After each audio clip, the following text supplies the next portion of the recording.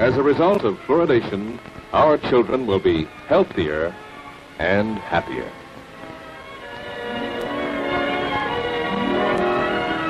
There is no health hazard that justifies postponing water fluoridation. You're not dealing with a benign substance. There's much too much risk for too little benefit. Fluoride is safe.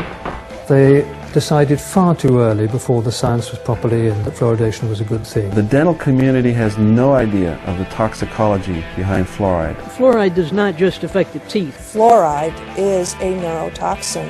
This is being drank by so many people throughout the U.S. every day. So who's responsible? Who's the doctor making sure we're not getting too much? The weight of evidence actually is more in the favor of fluoride doing damage than against. This is against all principles of modern pharmacology. It's really obsolete.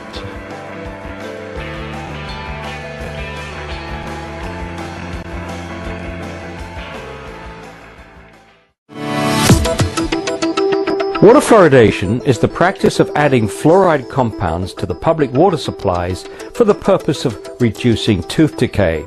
The policy, which began in the United States in the 1940s, has been hailed by the Oral Health Division of the United States Centers for Disease Control as one of the top 10 public health achievements of the 20th century.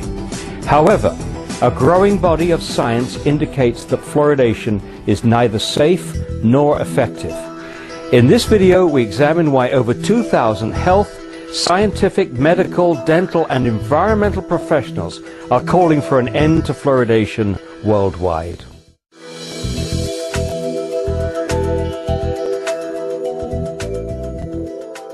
Water fluoridation is the dispensing of a drug. This is a way of delivering a medicine. Fluoride is a drug, is a medicine. Fluoride is being put in specifically to alter you physically, to make a physical change in you. This is not chlorine. This is not any number of the other chemicals that are used to treat the water, make the water safe and drinkable. It's not like chlorine used to make the water supply safe and kill the bugs in the water supply.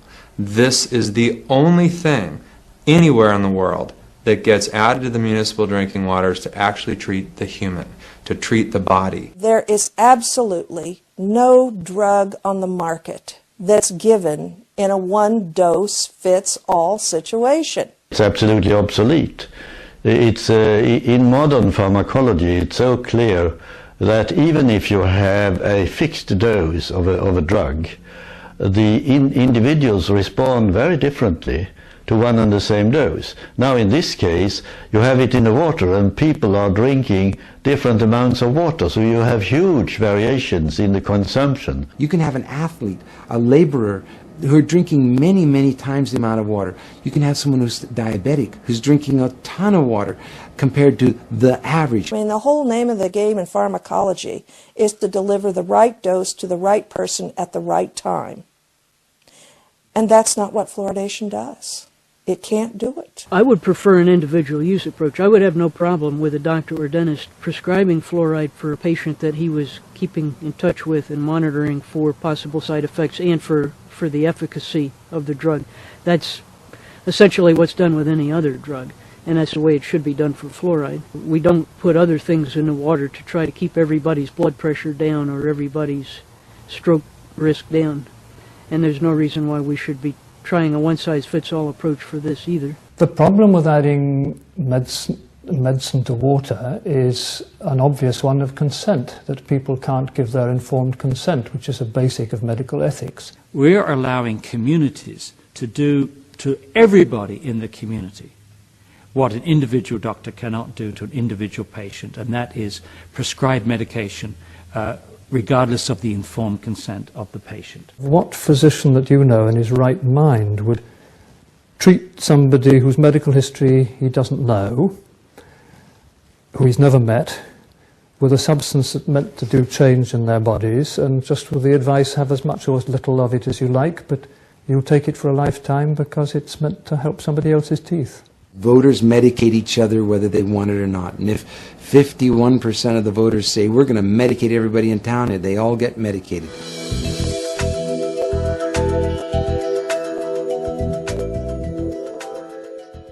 Fluoride is not an essential element. There's not a bodily requirement for fluoride. Fluoride is not an essential nutrient, certainly as far as the UK goes. You look it up in the books to see what our Department of Health says, and they say that no essential use has been found for fluoride in the human body. So it is not in the category of a vitamin, and apart from anything, it's miles more toxic than any other vitamins.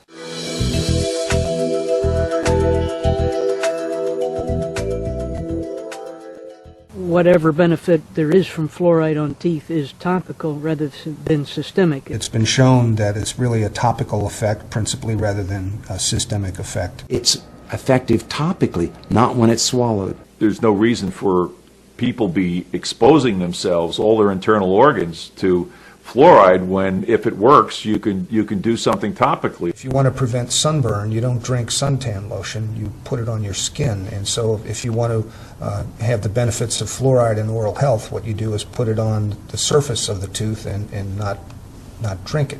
The quality of evidence for topical fluoride is in a different league from the evidence on water fluoridation. I mean, absolutely no question about that. Adding fluoride to toothpaste, you are going to ingest some of it, and that needs to be taken seriously. But it's not made to be ingested, and it's made to be rubbed onto the surface of the tooth, which is where you're supposed to have it. It's a much smarter way to go about using fluoride in dentistry. It's widely accepted that the topical application of fluoride to the surface of teeth is beneficial. I have no dispute with that. However, I can see absolutely no justification for asking the whole population to take it systemically, to swallow it, internalize it, for that benefit, because it's available in toothpastes, it's available in dental treatments at the dentist. So I don't think you can justify the fluoridation of drinking water on the lines of a topical treatment to teeth. It's illogical. One of the recommendations I've made is because we now know that it doesn't need to be swallowed, that the public has to be informed. Again, informed consent. They should be told that it doesn't work by swallowing it.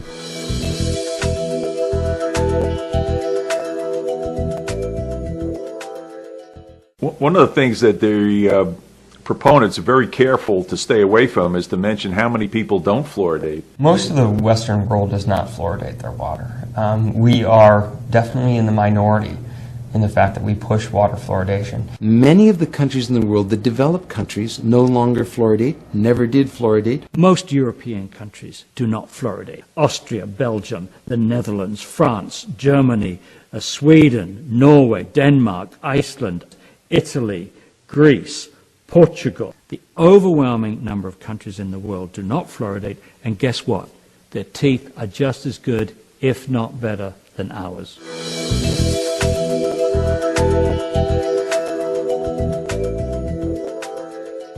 One of the most striking things, I suppose, was to look at trends in tooth decay over time in various countries. The comparisons between fluoridated countries like America and unfluoridated ones like most of Europe, and indeed most of the world, are very interesting. If you look at the World Health Organization database for 12-year-olds, that tooth decay has been coming down as rapidly in these non-fluoridated European countries as it's been coming down in the United States and other fluoridated communities. Areas that don't fluoridate have seen the same decrease in tooth decay that we have seen over the same time span. If you ask someone to pick out the lines, the decline lines, which are in countries where water is fluoridated, from those in countries where it isn't fluoridated, actually you can't pick them out.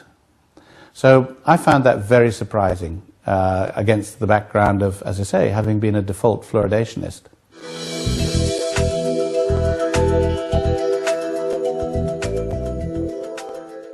What you really need to look at and what matters at the end is what's your total body load. Children are getting a lot of fluoride from a lot of different sources. We've had a tremendous increase in fluoride from many sources. Water is one source.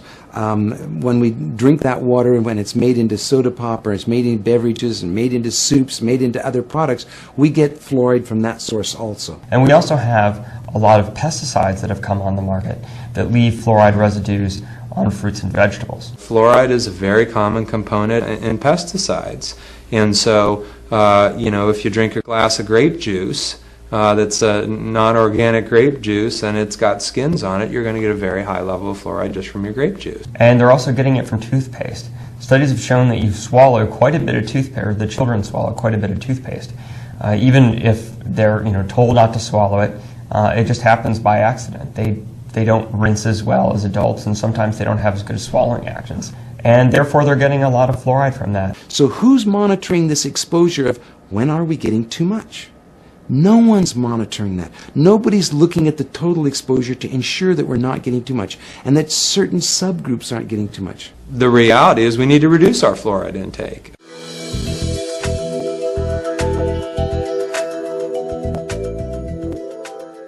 In 2005, the Center for Disease Control admitted that 32% of our children in the United States, including children in non-fluoridated areas, have dental fluorosis. About a third of the children in this country have some form of dental fluorosis, meaning that they had too much fluoride exposure during their early childhood. Dental fluorosis is damage to the tooth because of too much fluoride exposure. We swallowed too much fluoride and it shows up as white spots, brown spots on the teeth. You see these white spots or splotches or lines. In more severe fluorosis, you actually see the surface layer flaking off. You see brown spots.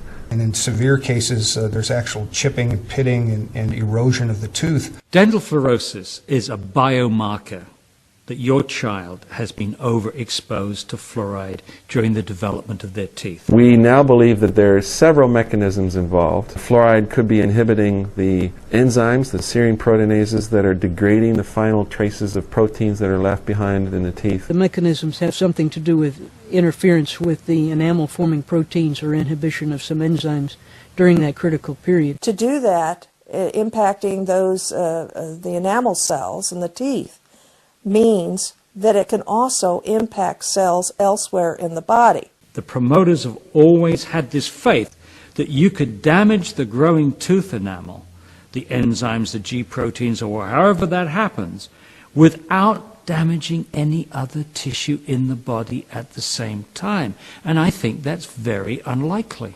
Not only is it an effect on teeth, what's happening in the teeth is very likely happening in the bone as well, because we have the similar kind of structure of hydroxyapatite mineral structure in the bone and the tooth. Your teeth are sort of a window into the bone, a window into your skeleton. So if there's this adverse effects going on in the teeth, there are very likely to be adverse effects going on in the bone. It's a sign of toxicity. It is not just to be taken or dismissed as merely a cosmetic effect.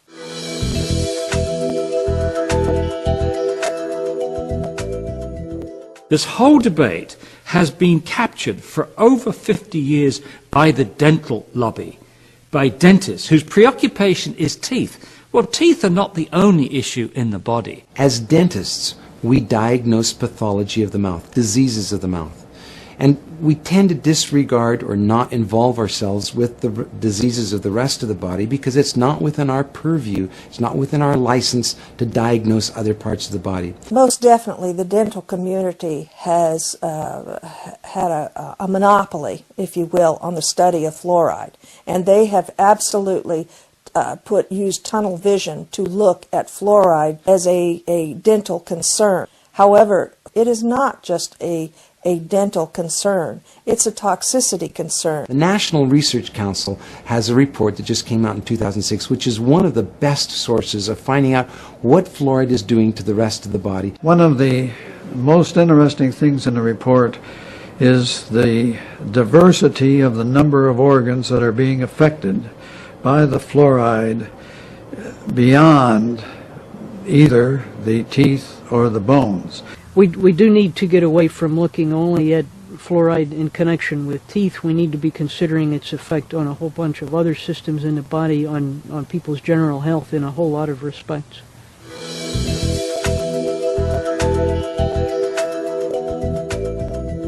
I think the ADA's recent statement on warning against adding fluoridated water to baby formula is a watershed decision. The American Dental Association has finally done what it should have done years ago, and that is to tell parents not to use fluoridated tap water to make up formula. The American Dental Association recommends that we not have fluoridated water be used for making infant formula or for infants to drink. One of the messages which I think is extraordinary in this whole issue is that the level of fluoride in mother's milk is so extremely low. It's 0.004 parts per million, which is 250 times less than we put in the drinking water. There have been a couple men who have said, well, maybe mother's milk is flawed. But most scientists don't go that route. They say mother's milk seems to be the best we have, the best we know of, and if it's low in fluoride, maybe that's what we should have for infants, is low fluoride. Nature has devised a system for keeping fluoride away from the infant, and we're circumventing that by putting fluoride into drinking water.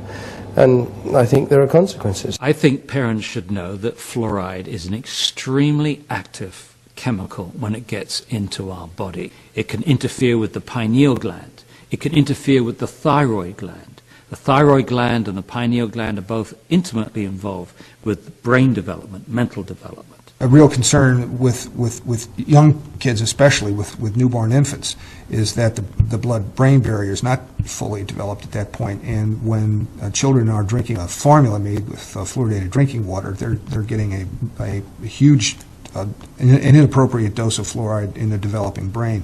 This may be part of the reason, for instance, of the depression of IQ that we've seen in these Chinese studies. You do not want to create a fluoride exposure during a period of brain vulnerability. All of these things are indicators, serious indicators, that you shouldn't expose young babies to fluoride. And of course that's exactly what happens when you put fluoride in the water. How are low-income kids supposed to, or low-income families, supposed to avoid giving their kids fluoridated water? They can't afford to avoid it. They can't afford to seek sources of drinking water that has no fluoride in it. I think that the low-income communities could be at higher risk for adverse effects from fluoride exposure or from water fluoridation.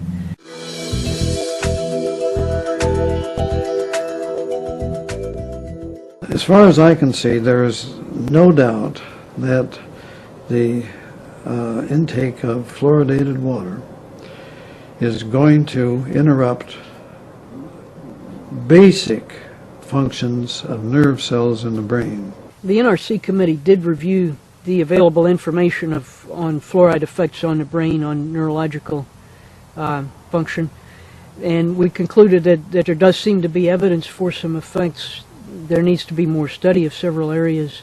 There certainly seem to be effects on the developing brain, but there may also be effects on the brain in older individuals as well. The research on the brain since our study was published has absolutely confirmed what we predicted and what we reported in 1995. There are now 30 animal studies which indicate that fluoride could damage the brain. And this comes on top of a number of studies from China which indicates that fluoride lowers IQ in children. I mean, there's lots of epidemiological evidence now that, for example, it might affect the intelligence of the child, coming out of China, and that's been reviewed by the National Academy of Sciences. They say that you can't be absolutely certain about it, but there's quite a strong indication, and we need further research. In my view, fluoride today, as far as intelligence and the brain is concerned, is where lead was in the early 70s. In the early 70s, scientists knew that high levels of lead could cause brain damage in children and other health effects, but they felt that subclinical levels of lead were okay. I think the same thing is happening now with fluoride, that it's only a function of getting more and more sensitive tests to show that even lower levels of fluoride can cause lowering of IQ and other subtle effects. You know, while these bits of further research are going on to elucidate what the absolute truth is, we should be taking a more precautionary stance and saying, okay, for the time being, we don't fluoridate.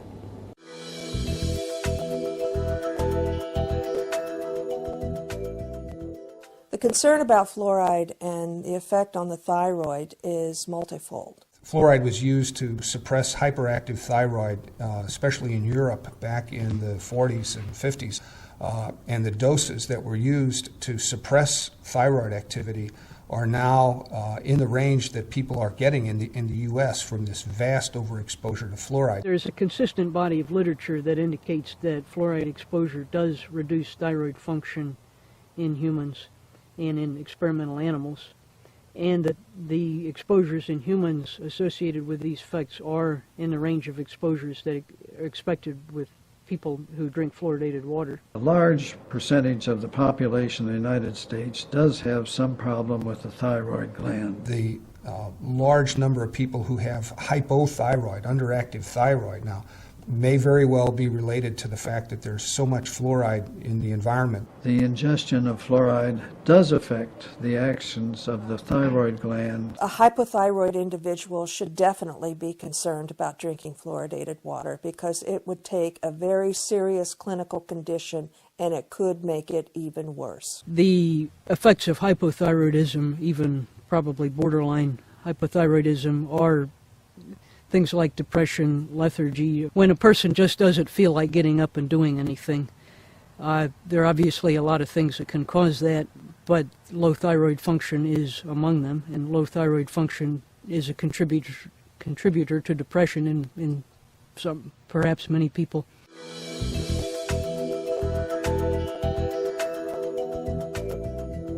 We have several studies, as a matter of fact, in the United States that have shown that fluoride can increase bone fracture rates. There are peer-reviewed studies in prestigious journals such as the Journal of the American Medical Association that's showing increased risk of bone fracture based on the amount of fluoride that a person consumes, and consuming it in the level that people get from drinking fluoridated drinking water. We do know from animal studies that the strength of the bone actually starts to decline the more fluoride you have in the bone. The fluoride makes the bone more brittle. Sufficient accumulation of fluoride in the bones seems to make them weaker.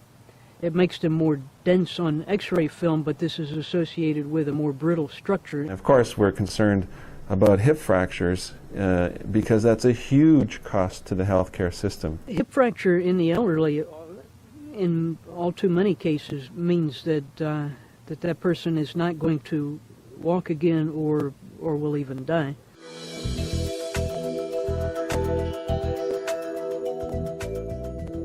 It's well known in the endemic fluorosis areas that the first sign of skeletal fluorosis is aching joints. The early stages of skeletal fluorosis are associated with bone and joint pain. Fluoride causes symptoms identical to arthritis. You cannot distinguish the fluorosis or early fluoride poisoning from rheumatoid or osteoarthritis. It's very much the same.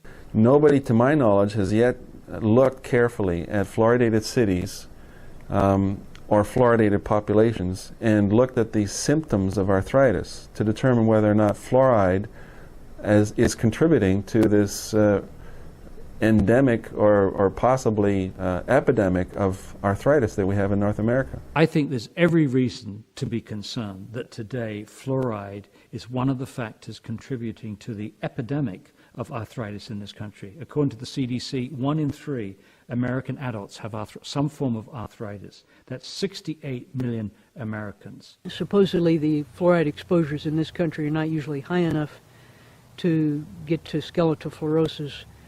But again, that's an area that really has not been studied well. I think it's likely, it's not a given, but I think it's likely that a lot of early stage skeletal fluorosis does show up as bone and joint pain, but it's never recognized as being skeletal fluorosis. If I was an arthritic individual, I would be eliminating every possible source of fluoride exposure that I could think of.